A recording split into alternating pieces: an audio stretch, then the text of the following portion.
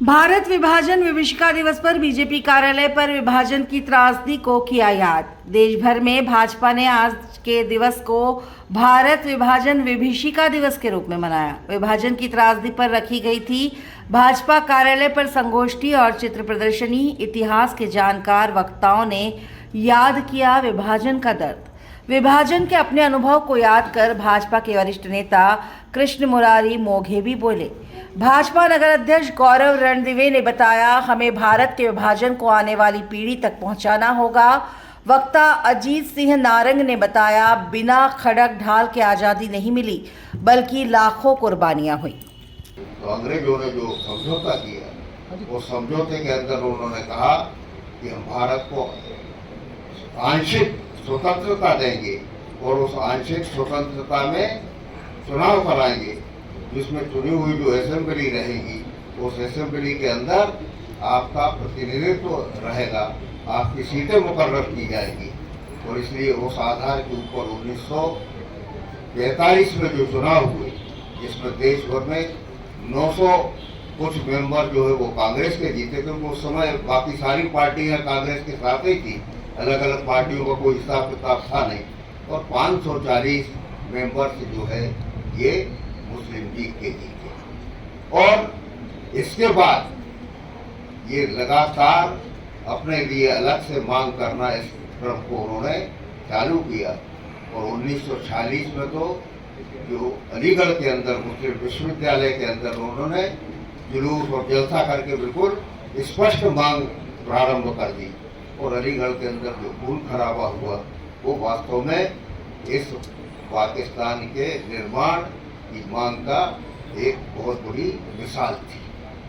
और इस ढंग से हम देखें कि विभाजन हुआ, मगर विभाजन करने वाला कौन था? तो साइरन रिक्विजो एक वकील थे इंग्लैंड के, माउंट ब्रेटन ने उनको बुलाया और ये सीमांकन करने का काम ये उन साइरन साहब को दिया गया। उनको भारत कभी आए नहीं थे, भारत की कोई उनको जानकारी नहीं थी, और परिणामतः नक्शे के ऊपर उन्होंने जो है वो विभाजन की रूपरेखा तैयार कर दी। और इसलिए अंत तक कौन सा हिस्सा हिंदुस्तान में रहेगा और कौन सा पाकिस्तान में जाएगा, इसका बहुत भ्रम था। और परिणाम तो हम देखें कि 1,40,00,000 का जो विस्थापन हुआ, तो बहुत सारे लोगों को इस बात की कल्पना नहीं थी कि हम जो है ये हिस्सा किस देश के अंदर आता है।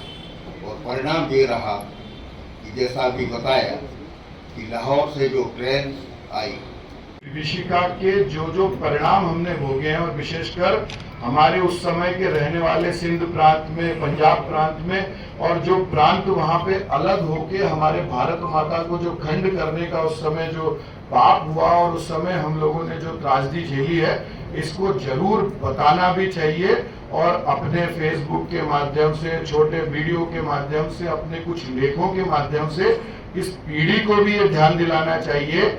आज जो बांग्लादेश के हालात हैं, ये मैं इसलिए याद दिला रहा हूं कि ये जो एक जिस तरह की प्रवृत्ति और जिस तरह का जिसको कहते हैं व्यवहार करने का एक, अभी तो आज मैं कहीं पढ़ रहा था, कांग्रेसी आरोप लगाते हैं कि ये जो इस तरह होता है, तो जहां भारतीय जनता पार्टी का शासन होता है वहां पे तो बांग्लादेश में तो भाजपा का शासन नहीं है।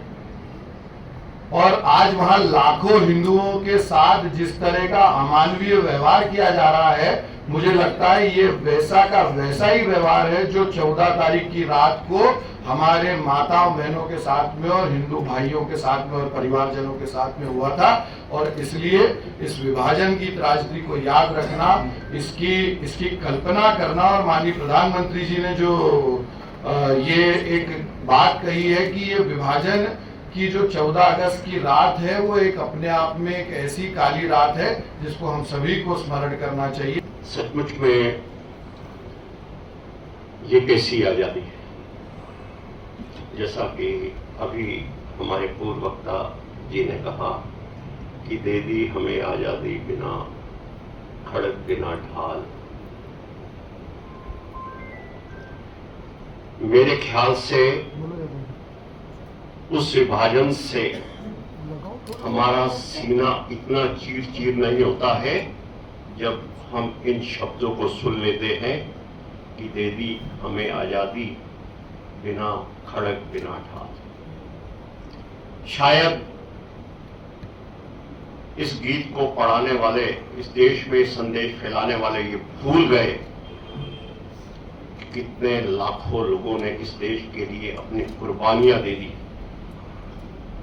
आज तक उन्होंने नहीं पढ़ाया इस आजादी का जो है कितनी कुर्बानियां हुई, कितने वीर जो है अपने प्राण त्यागे के, कितने परिवार उजड़े गए, और यही बताया गया कि अहिंसा से हमें जो है आजादी मिलती, जैसे अभी आपने बताया। क्यों नहीं पढ़ाया गया हमें गदर आंदोलन जो 1913 में सरदार सोहन सिंह भाकाना ने स्थापित किया था, और उस गदर आंदोलन के दौरान एक हिंदुस्तान गदर पत्रिका निकलती थी जिसके ऊपर लिखा जाता था कि सूरा सो पहचानिए जो लड़े दीन के है, पुरजा पुरजा कट मरे कबूल छाटे खेत।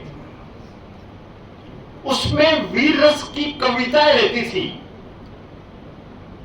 देश के लिए जिन लोगों ने अपनी कुर्बानियां दी उनका वर्णन रहती थी, और उसके मुख पृष्ठ पर एक विज्ञापन छपता था कि हिंदुस्तान की आजादी के लिए आवश्यकता है वीर बहादुरों की। लेकिन उस विज्ञापन के साथ में जो लिखा जाता था वेतन। एक एक शब्द सुनिए आप, वेतन मौत, इनाम शहादत, पेंशन आजादी, और कार्य क्षेत्र संपूर्ण हिंदुस्तान। भारत माता की। हिंदुस्तान के लोग दुबक कर घर नहीं बैठ गए, बल्कि इस विज्ञापन को पढ़ करके इस देश के हजारों युवा इस देश को आजाद कराने के लिए निकल गए अपनी कुर्बानियों को। आज 14 अगस्त की रात को भारत का विभाजन हुआ था, जिसको हम सभी भारत विभाजन विभीषिका दिवस के रूप में जानते हैं। 15 अगस्त को हम सब कल अपना स्वतंत्र दिवस मना रहे हैं, मगर उसके एक रात पहले 1947 में जिस तरह का विभाजन हुआ था और उसका जो एक विभत्स रूप है, हमारी लाखों बहनों की अस्मत लूट ली गई थी।